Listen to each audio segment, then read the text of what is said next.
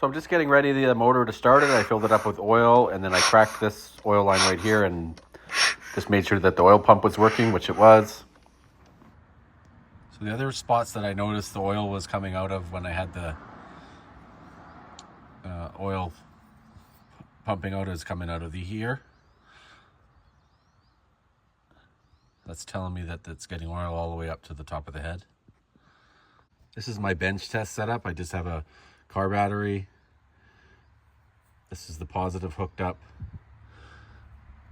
And then what I did is the negative. I just hooked it up right to the starter because I didn't really have a thick wire and I wanted to get it as close to this as I can. That's not where I'll put the ground on later, but it is just for my bench test. And then for this wire here, I just hooked this up to the switch. And then I know this has power, so I just give it power by touching it there, and that's how I start it. For the valves, I set the motor to top dead center, and I used it says 23 millimeters on here, which according to what I read online is within the specs. And so I set each one to that. Pretty sure what the setting for them is 20 millimeters.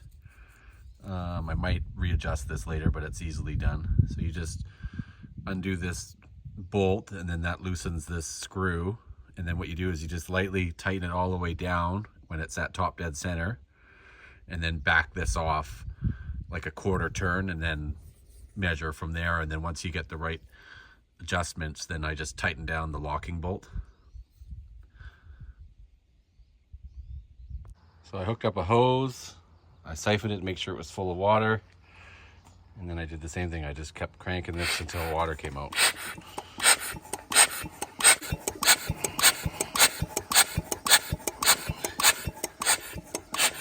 There you go. I got the water line primed. It's working, water pump's working. Put the starter motor on it. Connected a jump wire to start it. Had a battery hooked up. I also primed the oil line. So the oil line's primed. And now I'm going to prime the fuel line. So this has got a lift pump right here and a little pump nozzle there. So I'm just going to break the fuel line right here and pump fuel until I see fuel coming through here. And then with this lifted up and this open, I'll do the same for the injector. So this is my setup for the bench test for the fuel.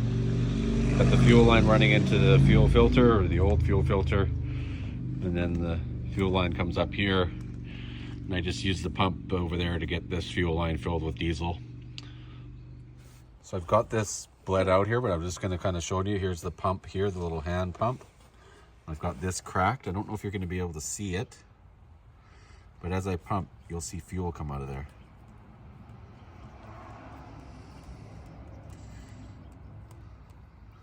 Yeah, there we go. So I'm just hand pumping it and priming that fuel line, getting all the bubbles out. Yep, there's some bubbles.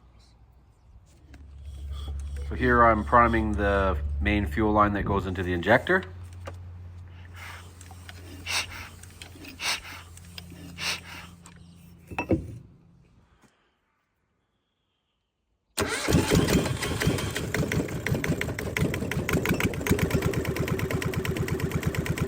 The initial starting of the motor, I didn't have the camera on, so the motor was actually already warm here. I was just playing around with the throttle a bit and seeing kind of where I want the idle adjustment set to.